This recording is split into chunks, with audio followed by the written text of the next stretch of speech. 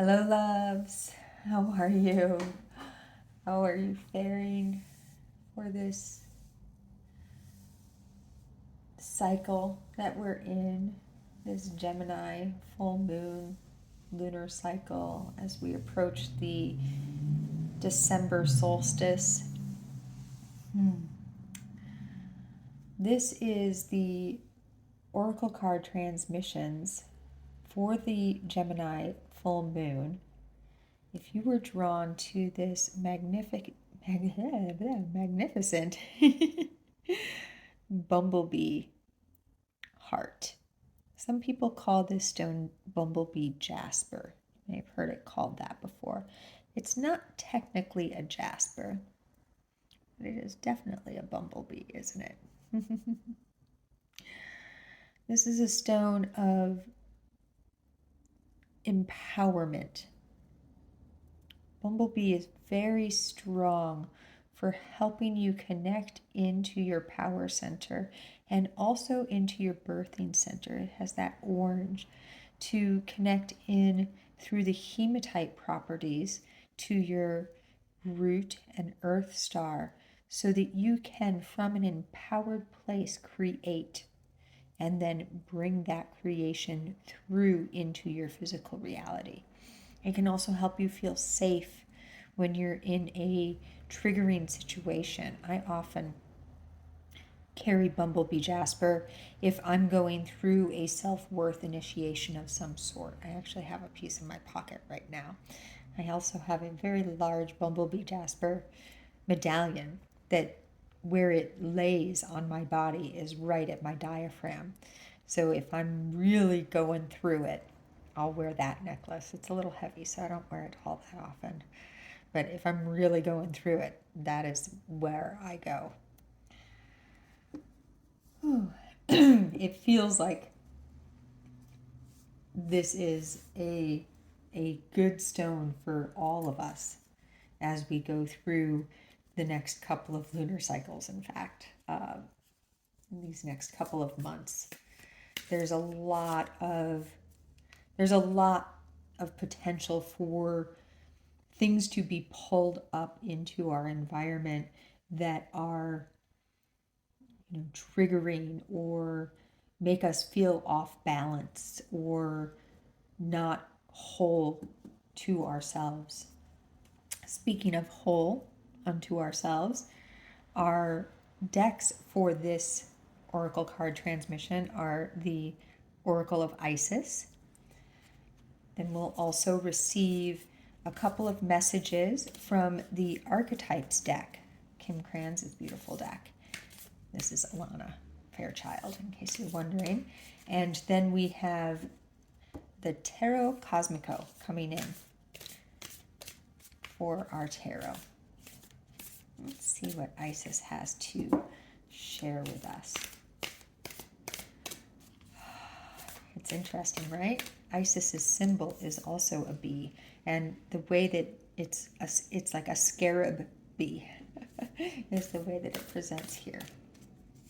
But Isis is very associated with bumblebees.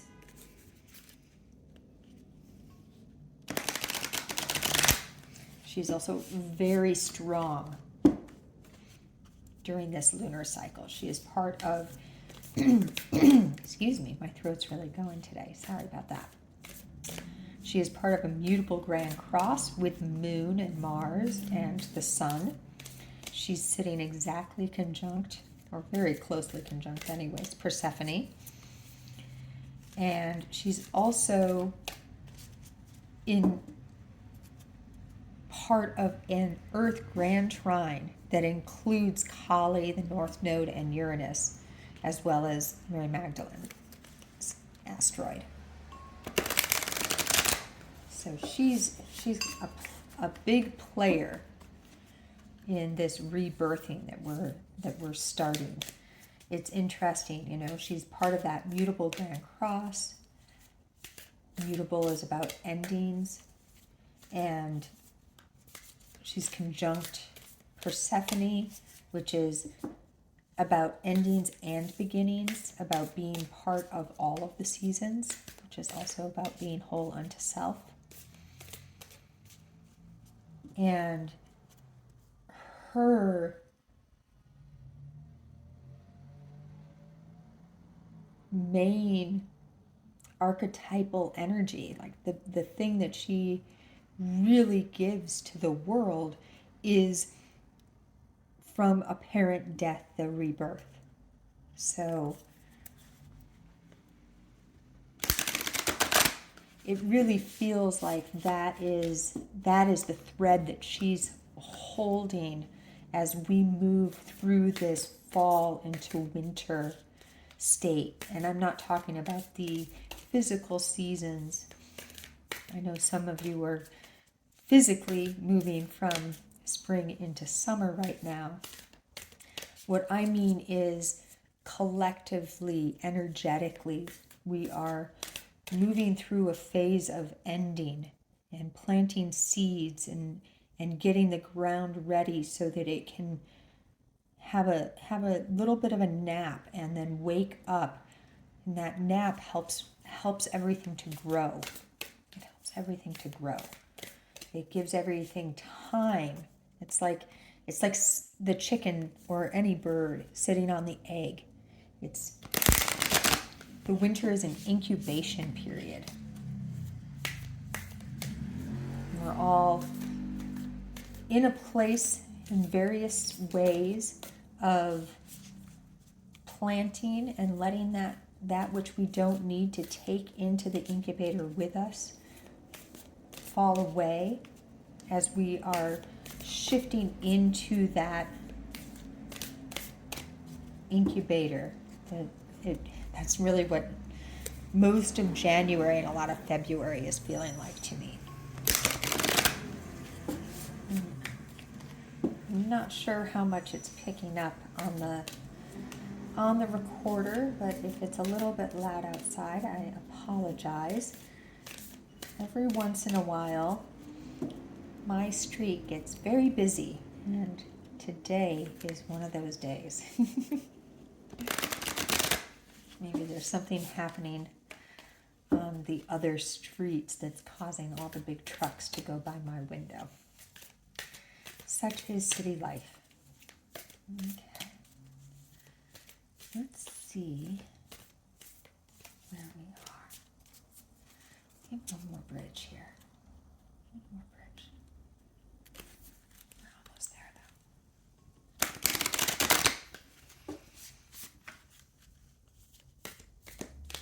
There it is. All right. Oh, interesting. The Chamber of Healing. Wasn't I just talking about that incubation period? Healing in the divine chamber of the Lady Isis. So one of the ways that we can feel into this is as you enter into a healing chamber, into this void space, which is that hibernation when you're blanketed by the snow, you want to shed anything that you don't need anymore. The way that it's coming in is before you get into the shower, you take off all your clothes, or the sauna, or a spa, or even to have a massage. You know, when we go into a place of healing, one of the first things that we're asked to do is to shed that which is not necessary for the healing. And that's what this feels like here, coming in to start us. We are getting ready to enter this chamber of healing.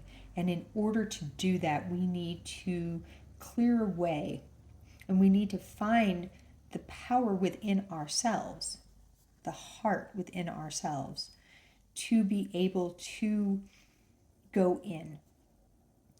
Notice how dark it is also. This is a place of hibernation, like a bear going into a cave, or a chick in an egg. There is no There is no outer source of light. So you need to be the light in order to see. That's an interesting way that came through. It also came through to say you can call in all of your supports. You know, this is a healing chamber of Lady Isis, right? So you're going through this void space to be reborn. But before you enter, just like you shed everything you don't need, you also take a moment to say, may I have the help, the assistance, the guidance, the grace, the love from all that support me in this venture to carry with me. So it's not your light alone, but the light of 1,000 suns is the way it's coming through. It's the light of 1,000 suns helping to hold you and bring you into the void space so that you can receive the healing that you need.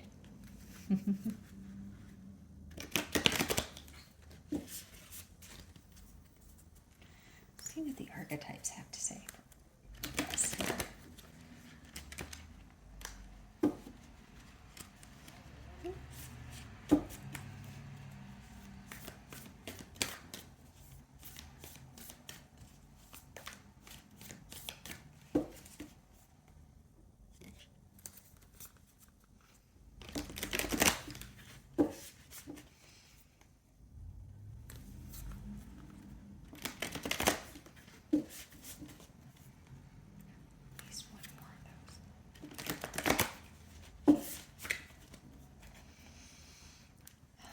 While I'm shuffling this deck, it's coming through to ask you to kind of move into your heart space. Lay a couple of hands on your heart if that feels right. Take some deep breaths and let yourself really sink into your body. Let yourself really sink into your body. With all this Gemini energy, we can feel a little bit in our heads and up and out. So getting into your body is really helpful. Taking a couple of minutes to sink into your sits bones or into your feet even.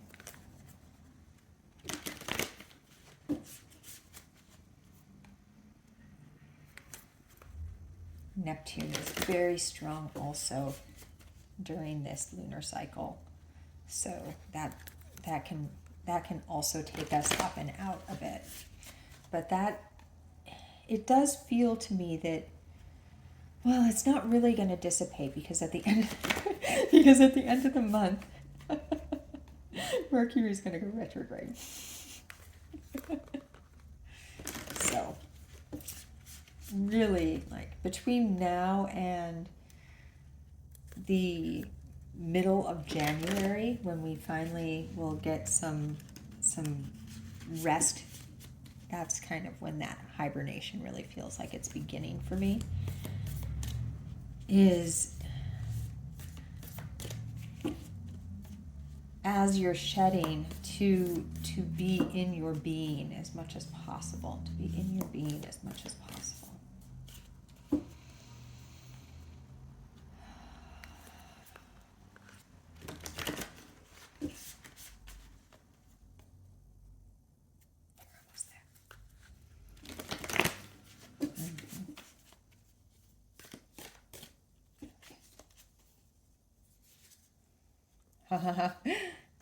Yes, get in the body. All the physicalities. That Anima Mundi. Oh yeah, and the warrior. Look at that. I almost said the sacred warrior instead of the warrior. But with all that Mars energy, having the warrior come through makes a whole lot of sense. And it's a warrior of the rainbow bridge is the way this card presents, isn't it? Of wisdom. The snake, Sophia, represents wisdom, the kundalini, that activation through your body of the light.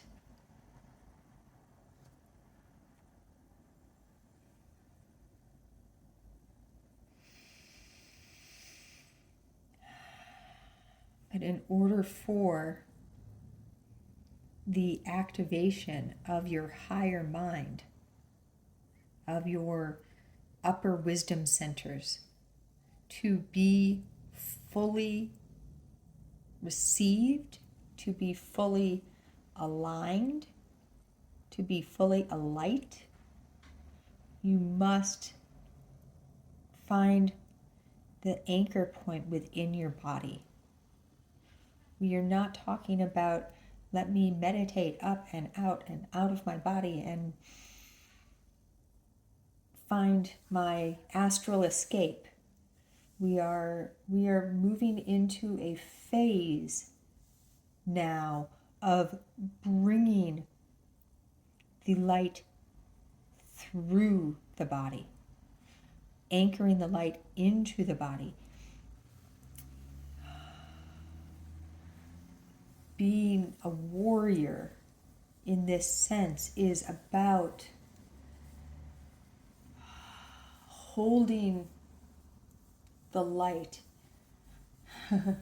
in the Cosmic Light. It keeps coming in to share this. In the Cosmic Light Drops newsletter for this Gemini full moon, as we're approaching and in some of the various holiday seasons of the different religions and the solstice and all of the different ways we celebrate in the month of December, it also creates a lot of travel. And in the update, I shared a practice that came through for me last Christmas as I was traveling home from my husband's family in San Diego. And this practice had me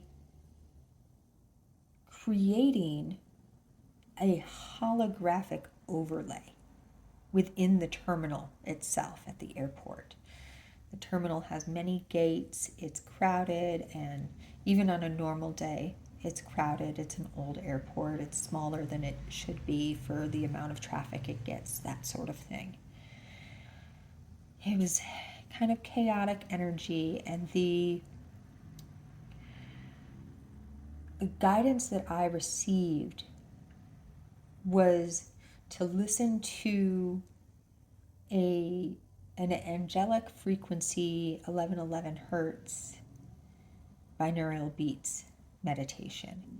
And as I sat there in this loud terminal with flights delayed and all of the normal kind of frenetic energy of airport holiday 2 days after Christmas, I felt myself not leaving the terminal, but bringing into the terminal, laying atop the 3D terminal in a more, like in a 4 or 5 even D presentation, a beautiful meadow. There were flowers and grass. It was warm. The sun was shining. You could hear birds. And as I sat there and the meadow built itself, grew atop this airport terminal, I started to invite everyone and anyone who was in the terminal to picnic and chat and be in that space rather than in the airport terminal itself. This entire meditation only took about 15 minutes. When I felt the calm and ease move through my being, and I opened my eyes, I could feel that it had gotten quieter, that it had gotten calmer in the airport terminal. I even looked at Mike and said, "Has it gotten quieter in here?" And he said, "Yeah, it really has." A couple of delayed flights were able to finally have their planes arrive and board and take off, all in that 15 minutes. Most of the people around just kind of had this almost lithium-like sense of ease to their being, a grace. And when I feel into this Anima Mundi and Warrior card and the entering of the healing chamber, this is what I'm feeling. It was not about me escaping the terminal. It was about me bringing my embodied existence, bringing a place of grace to a state of grace to my being there in the terminal. And then, as a warrior for grace, inviting any who cared to join me to enter that state also. Can we feel how healing this is to self, how empowering this is to self, how heart alivening this is to self, to the body? Because we're not saying, "Fuck you, I'm leaving you.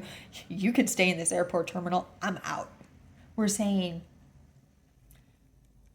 let us find a way to be together with all of everything that's going on, with all of the colors, with all of the sounds, with all of the vibrations, with all of the frequency, with all of the elements, to find a space of heart sight, and through that space to stand naked before the chamber and say, "Let's go in. I'm ready to shed what I don't need and to stay in my body as I go in to the void with all of the light that my body holds."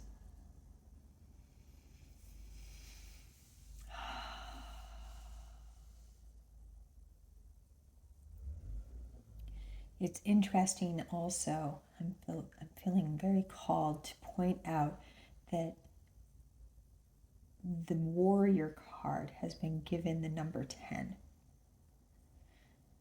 This is signifying that it is a completion process. We are not talking about let me feel these words. This is not about defeating another.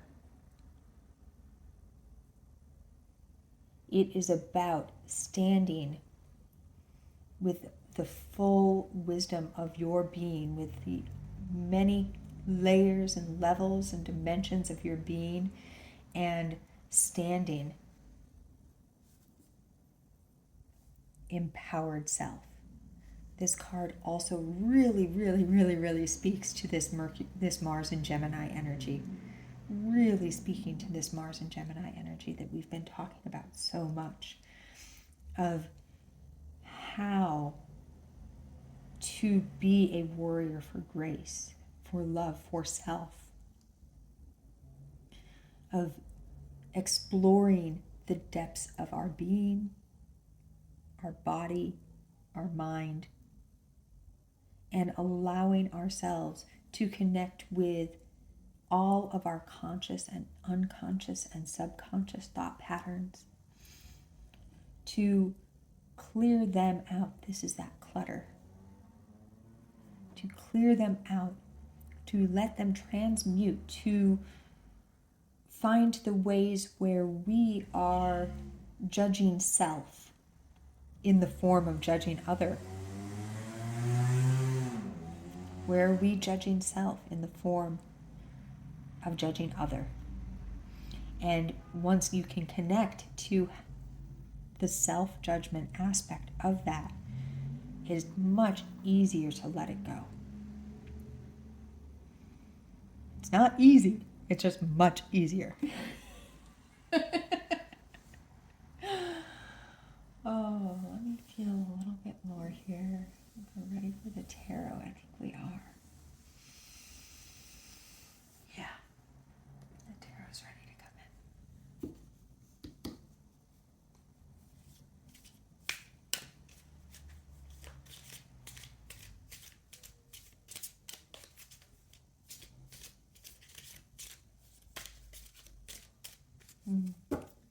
Feels like we have 4 tarot cards coming in for this reading.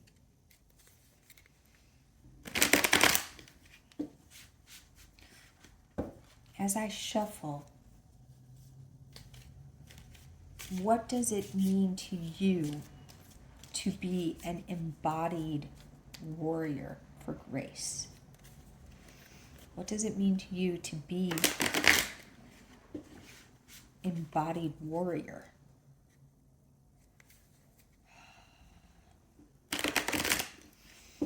I keep hearing whole unto self. Whole unto self.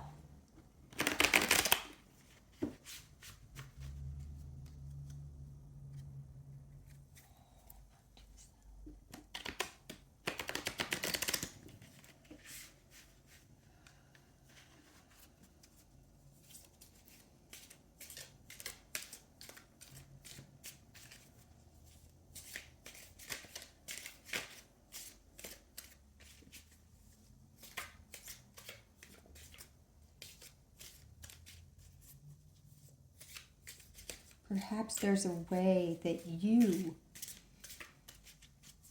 can help create some sort of holographic overlay. Now that's the technology that came through me and that I was feeling that it was called. It might have a different name for you and a different flavor. It probably will. It probably will. How are you called to move through the world? Where are you called to invite others into the world that you are creating and to allow yourself to be invited into the world that others are creating? And where, this is also important, where is it important for you to not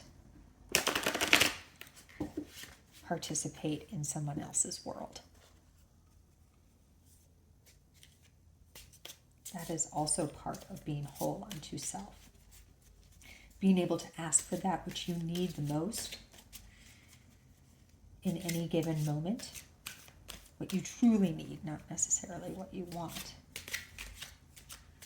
is an aspect of this. Taking time for self. Saying, I am feeling discombobulated. I need to take 5 minutes, 2 minutes, 30 seconds, an hour, and go sit and recollect myself.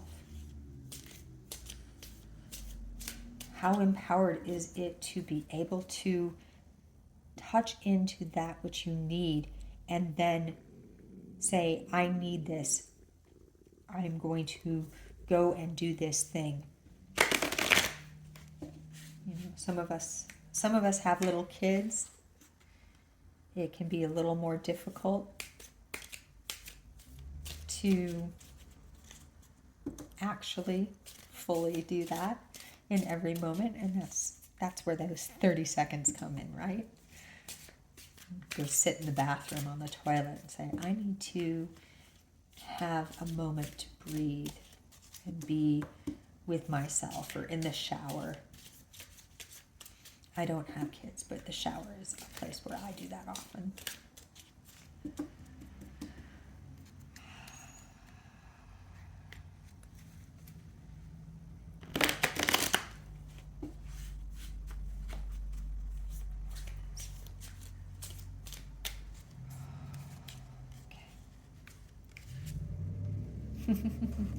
El Diablo, the devil.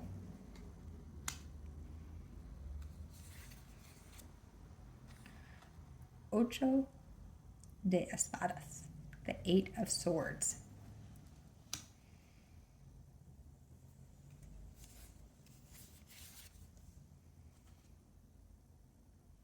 Dos de oros, the 2 of pentacles.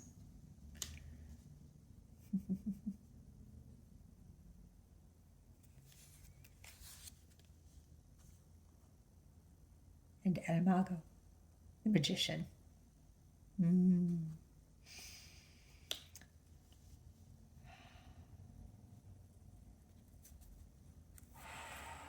That is quite a spread. Let's look at these two here. Now the devil, even with the pictures that we're seeing here, is actually about transformation and letting go of that which no longer serves. The 8 of swords.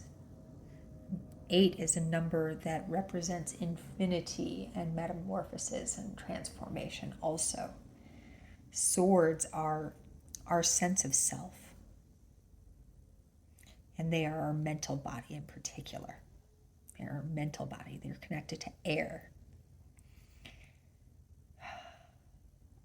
Remember that Mars in Gemini is asking us to really go into how we think, and to remember that what we think creates the world around us.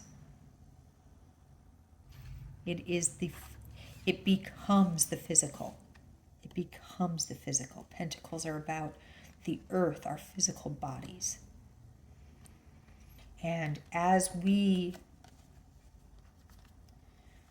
move through our mental being, this sense of separation that has been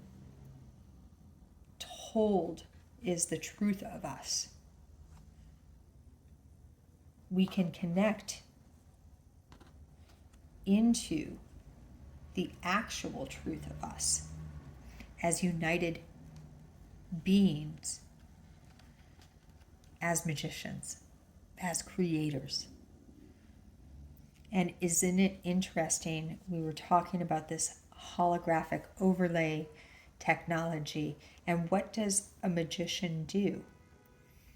A magician creates the environment to help people see something that is not actually there, or does not actually physically exist in the way that we have commonly thought of it.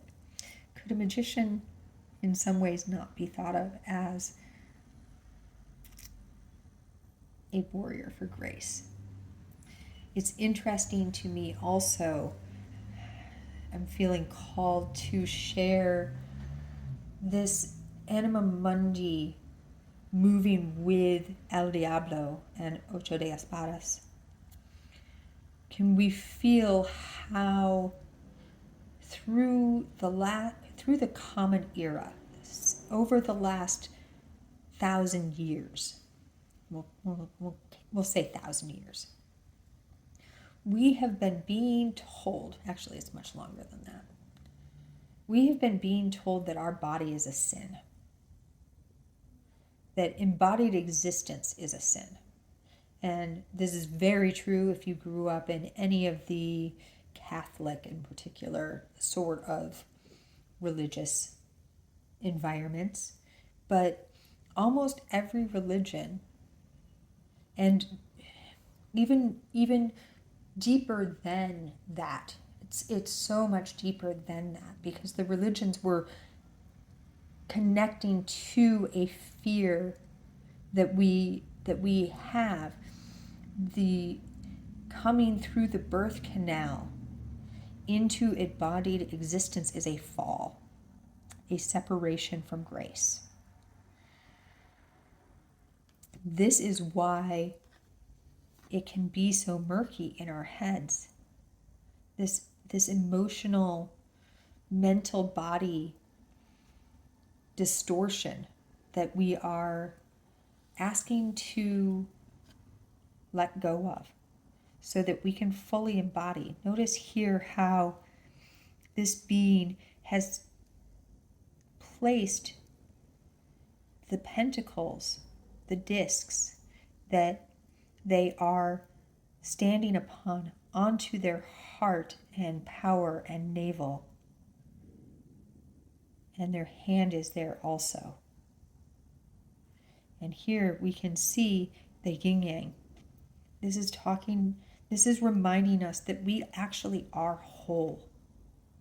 We actually are whole. The separation, the fall, that was the wool that was pulled over our eyes. And now we are, through our sight, through our connection to all of the elements of our being, we are finding a way to lift that curtain, to lift that veil, to shed that wool, so that we may enter the chamber of healing in a state of wholeness.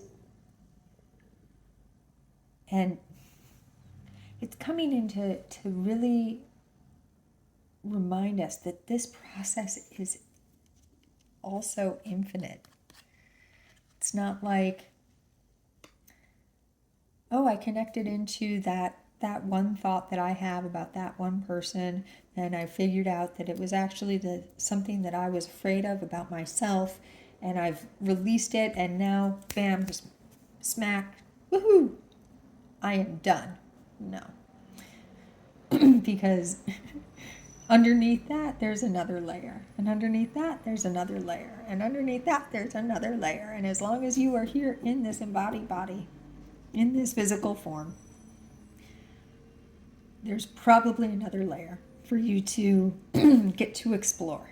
And I use those wordings very specifically, that you get to explore, because this is a privilege. It's an honor. It might not feel like it a lot of the time. It might feel like, ouch, this really fucking hurts. But it is a privilege and an honor, and we chose this. We decided that we wanted to experience all of the amazing things that embodied existence has to offer, and to feel all of the different ways that humans get to feel. All of them. Not just a constant state of ecstasy, but also grief. But then where they connect, that's the sweet spot. There can be moments where you open up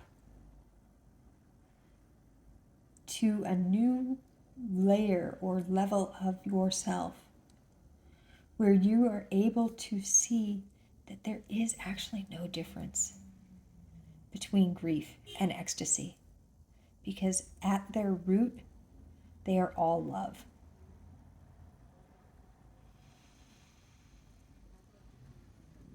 But it's about experiencing all of them. And then you can connect into the love that each of those things that you experience are, that you are. And through that, you can shine grace, shine light, and create the new. Create the new. And in each moment as you journey through this dance, you are able to connect a little bit deeper and a little bit more. And sometimes it might feel like you're so far away. It's like a labyrinth. You can see the center, but you're so far away. And then sometimes you feel like you're so far away, but you're really close to the center. So in those moments when you feel really far away, remember your heart. And in those moments when you feel really close, but you are far away, feel your heart. And in all of the moments, whenever you can, remember to feel your heart. Because your heart will tell you. Your heart is yourself. It is your higher self, and it is all of you. It is creating the template of your world in every moment.